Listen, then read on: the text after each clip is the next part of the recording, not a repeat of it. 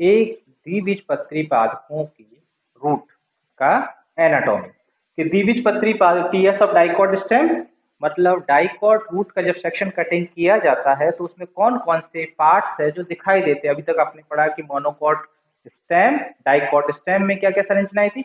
आज हम देखेंगे कि डाइकॉट रूट जो है पादपों में उसके इंटरनल स्ट्रक्चर में कौन कौन से पार्ट्स दिखाई देते हैं। तो यहाँ देखिए डाइकॉट हो रूट और मोनोकॉट रूट में ज्यादा अंतर नहीं होता है। पहले हम डाइकॉट रूट के बारे में चर्चा करेंगे कि डाइकॉट रूट में कौन कौन से पार्ट्स हैं। तो इस सबसे ऊपर देखा जाए तो इस रूट के अंदर हेयर्स पाए जाते हैं, मूल रोम जिनको कहा जाता है रूट हेयर। तो रूट हेयर का काम क्या है? पानी का एब्जॉर्प्शन करने का। सभी पादपों में रूट हेयर का पाया जाना कंपलसरी।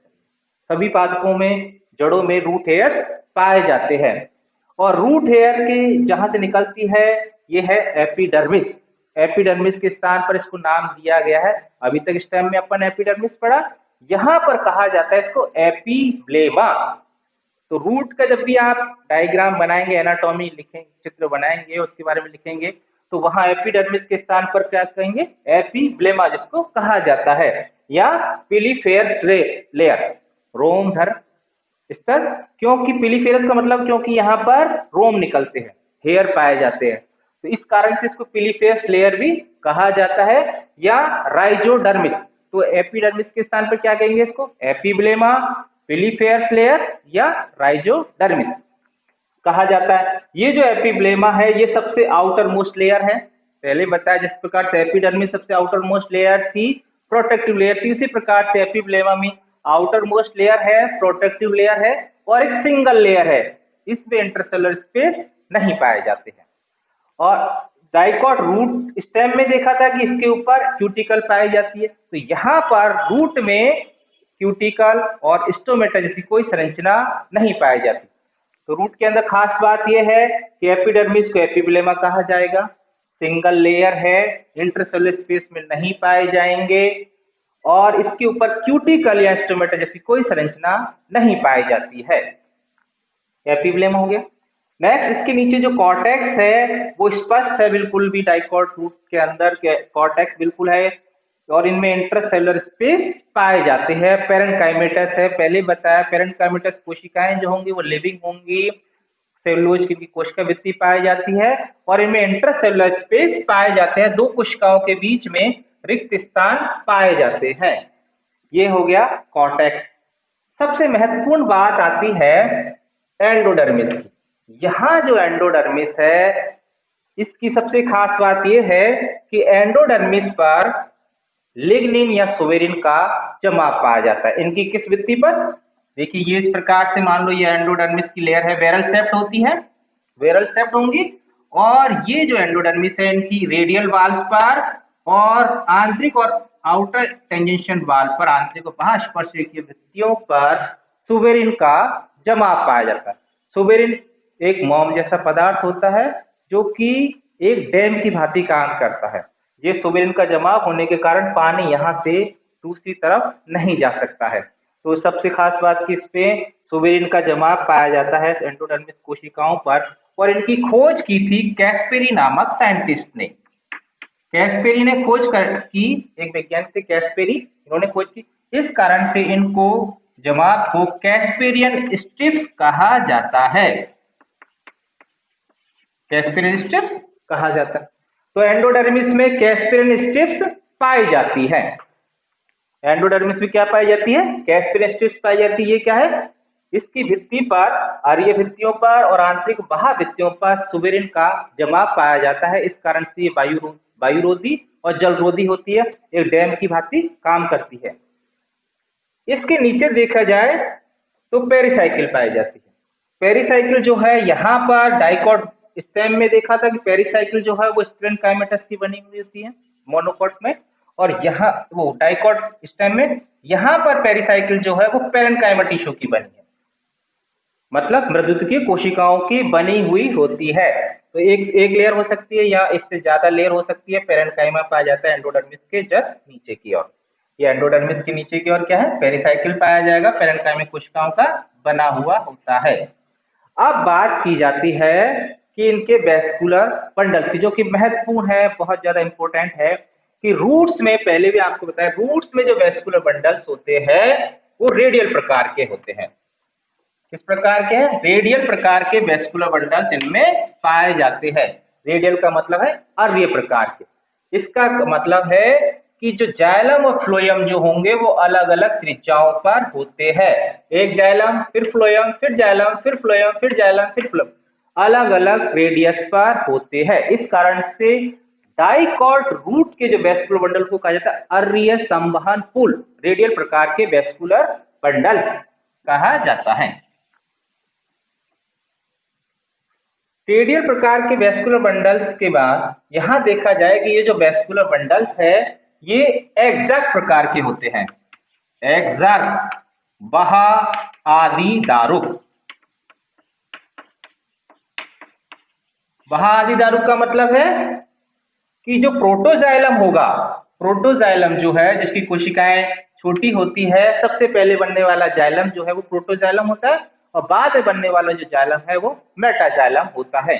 तो प्रोटोजाइलम जो है वो कहाँ की ओर होगा?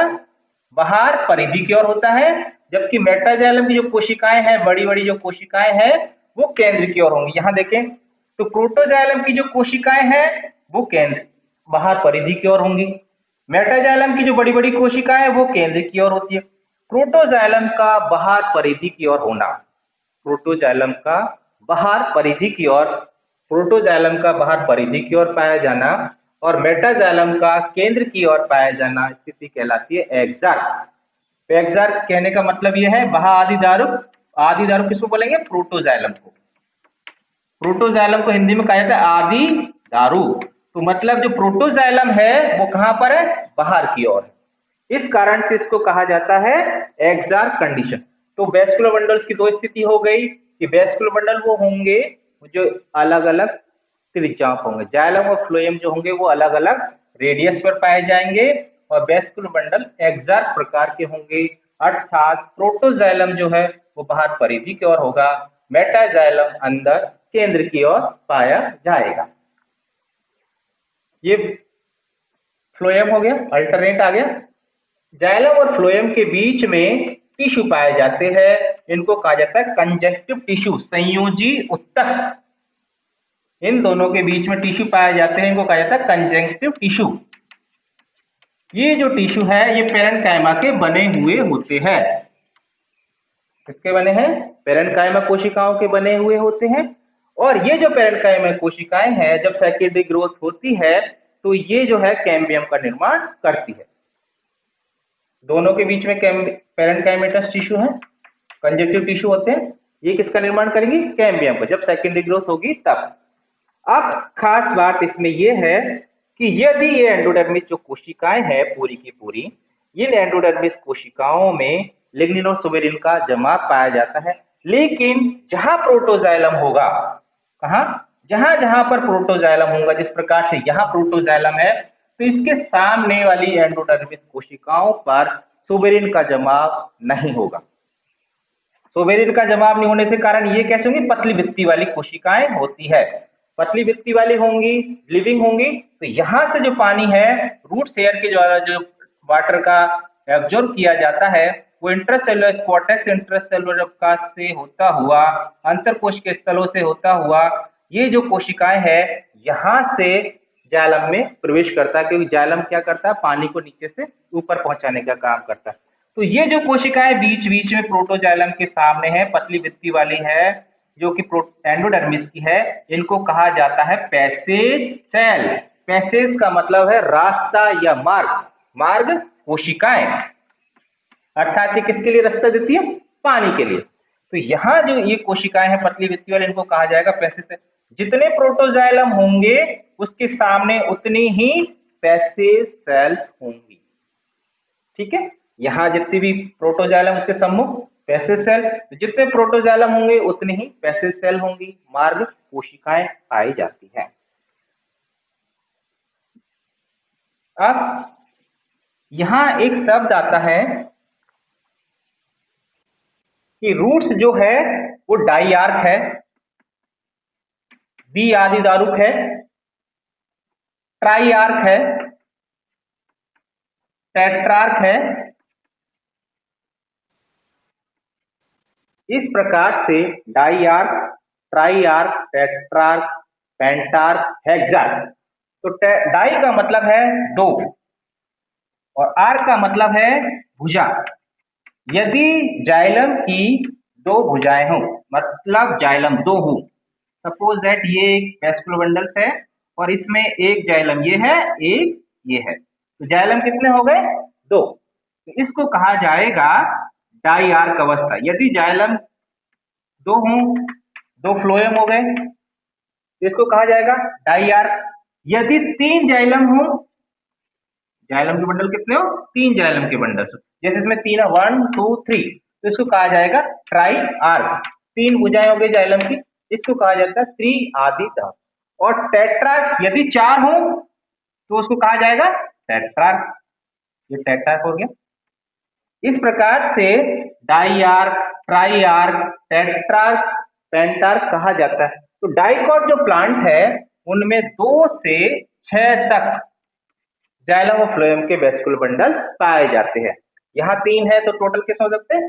2 से 6 तक डाइकॉट प्लांट में, डाइकॉट रूट में 2 से 6 तक वेस्कुलर बंडल्स होते हैं, जाइलम फ्लोएम के बंडल्स पाए जाते हैं। कुछ पादप ऐसे हैं जैसे कि फाइकस, बरगद में 6 से ज्यादा पाए जाते हैं। इस अवस्था को कहा जाता है पॉलीआर्किक, पॉलीआर्किक कहा जाता है। पॉलीआर्किक विशेषता है मोनोकॉट प्लांट। मोनोकॉट रूट में जो जाइलम वेस्कुलर, जाइलम और फ्लोएम के बंडल बहुत ज्यादा मात्रा में पाए जाते हैं, 6 से ज्यादा होते हैं, तो इसके कारण से इनको पॉलीआर्किक कहा जाता है। तो फाइकस में पॉलीआर्किक अवस्था पाई जाती है, यह बात याद रखेंगे फाइकस में। और एक ऐसा प्लांट है जिसमें डाईआर्क, ट्राईआर्क एक ही रूट में डाईआर्क की होगी, टेट्रार्क हालांकि एक रूट में एक ही पाई जाएगी। डाईआर्क है तो पूरी डाईआर्क की होगी, पूरी पूरी रूट। ट्राईआर्क है तो ट्राईआर्क होगी। लेकिन एक एनहाइड्रा फ्लक्चुएंस, एनहाइड्रा फ्लक्चुएंस,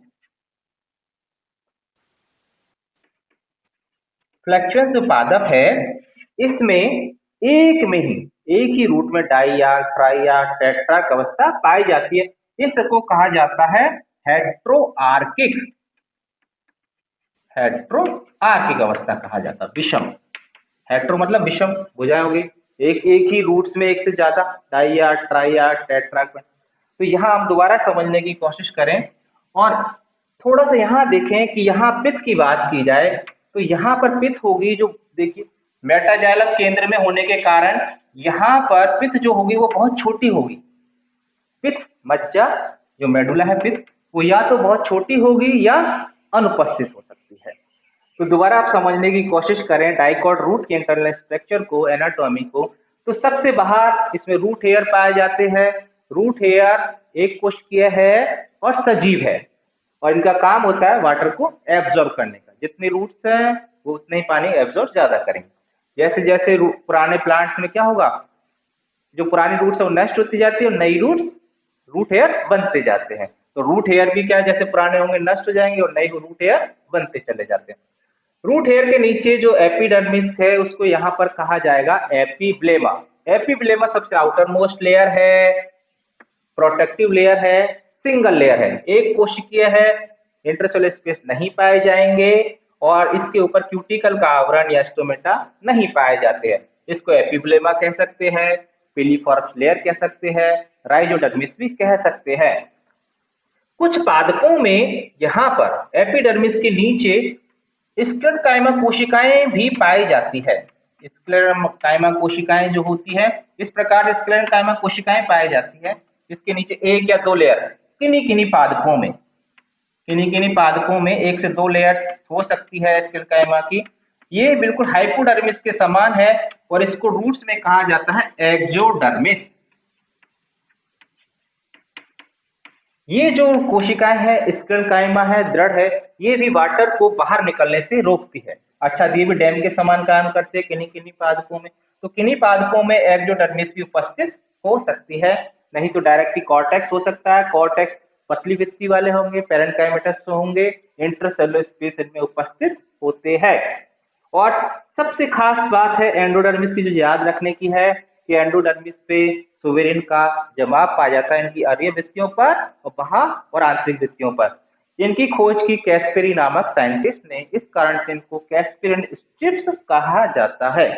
और प्रोटोजाइलम के जहां जहां प्रोटोजाइलम होगा उसके अपोजिट सम्मुख बिल्कुल भी यहाँ पर ये एंडोडर्मिस की जो कोशिकाएं होंगी वो पतली भित्ति वाले होंगी, जिन्हें पैसिव सेल कहा जाता है, मार्ग कोशिकाएं कहते हैं, क्योंकि पानी इन्हीं के माध्यम से प्रोटोजाइलम में प्रवेश करता है, प्रोटोजाइलम से मेटाजाइलम, मेटाजाइलम फिर स्टेम में ट्रांसफर होता है।